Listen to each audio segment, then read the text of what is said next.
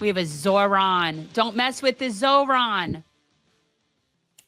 So this idea that Zohran is not popular with the Jewish community, let me assure you, he is. Very.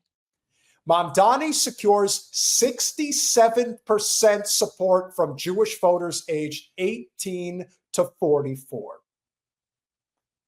I would say this is why when people are talking heads or the people that are coming for him are not just saying that he's anti-Semitic or whatever, that he's bad for Jews, that Jews are worried. This is why it doesn't concern him in any way. He knows his numbers.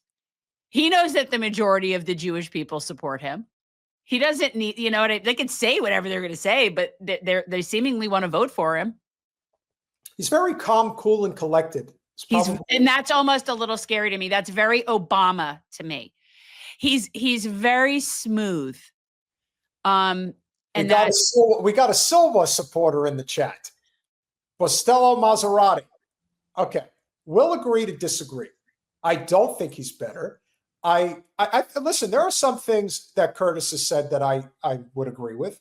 He's definitely more on the libertarian side. And since he's not institutional, I would say he's less of a threat than Adams or Cuomo. The question now, Jen, is the election is August, September, October. It's over 3 months away. It's still a lot of time. Yeah. But you see a scenario where they are going to convince either Cuomo or Adams to drop out. Because remember, in the general, it's actually not ranked choice voting. It's only in the primary.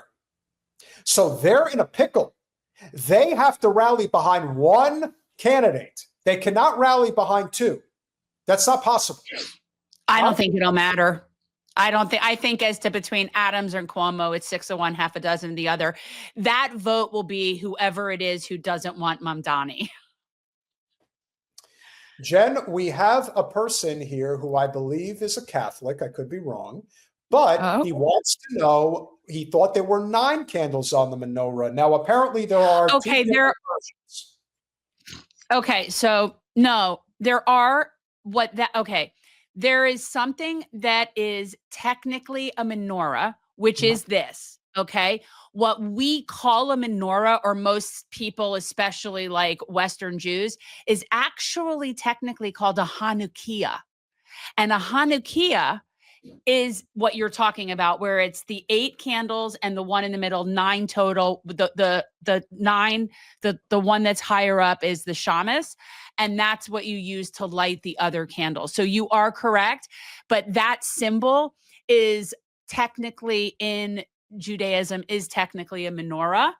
And I don't know why they would use that, because really for Hanukkah we do use one that's 8. But that's a good catch. So technically it's a Hanukkah.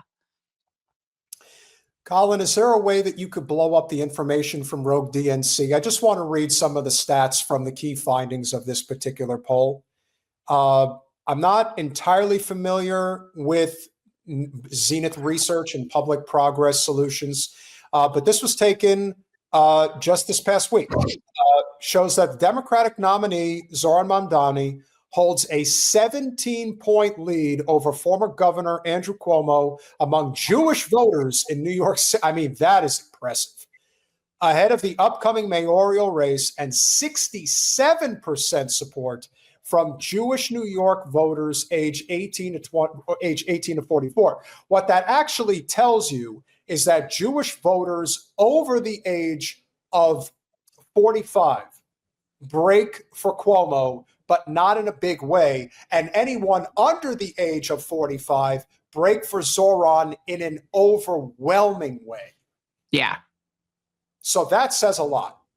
Key findings among Jewish voters: Zohran 43, Cuomo 26, Adams 15, Silva 9, and then Jim Walden, the rich fucker that went on TV recently to complain about how Zohran is bad for business.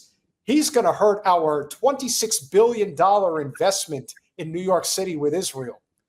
Hey, let me tell you, man, you're doing real good with that 1%.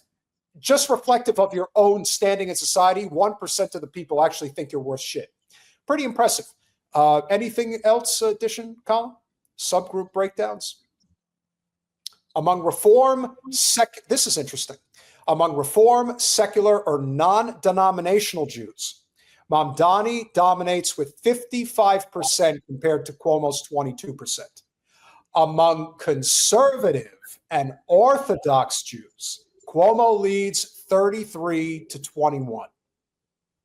So That sounds about right. Yeah. Among Jewish voters aged That's the 67%. That's the big percentage. 67 to 9. That's amazing. Among those 45 and older, Cuomo, as I suspected, Cuomo leads 38 to 25. But again, that's a huge difference. And what this election is banking on, which Zohran has to bank on, is that the 18 to 45 voting demographic is going to come out the way that they did in the primary. I'd like to think that it probably will, simply because if they got up for the primary in those type of numbers, you would think it's safe to assume that they're going to do that for the general as well. Oh, I don't think that. I think that, barring any unforeseen, weird things coming out, which you never know, that no matter what they do, he's gonna beat them. I think he's got an excellent chance, especially because neither Cuomo or Adams is going to back down. That's the bottom line. And no matter what they're promising them, it's clearly not enough. I think that at the end of the day, I think that the smarter move would have been to just back Adams. But it doesn't matter. Zohran is that good. And I think if he wins comfortably, he's going to have a mandate. And he's going to be able to do things. Well, we'll get to find out if he's real or not. We're hopeful. I'm hopeful. But hope is a very dangerous thing. Hope is a good thing. Maybe the best. Maybe the best of things. Well, I'm only quoting my favorite movies, so I have to put that out there. But yeah, I think that is an extremely telling poll, and I think it's reflective in the generational change that is happening in our society. It just is. Now, I'm not convinced, and neither is Jen, that change is coming through the Democratic Party. No. Down this path of thinking that all of a sudden that infrastructure is going to switch, but it's not. And the reason we are convinced, rightfully so, that it isn't going to switch is because the people that are chomping at the bit to get in on the game. Hence why that guy, Liam Elkind, is running against Nadler. Not some guy that's actually concerned about everyday people. He's a careerist, Zionist scumbag. And he wants in. And he's waiting for his opportunity, which, let's face it, Nadler is not going to lose.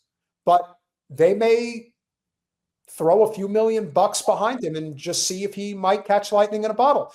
The fact of the matter is, too many people are now seeing through the game. And that's the beauty of it. Can this change happen that we seek? I hope so. But there's still a lot of work to be done.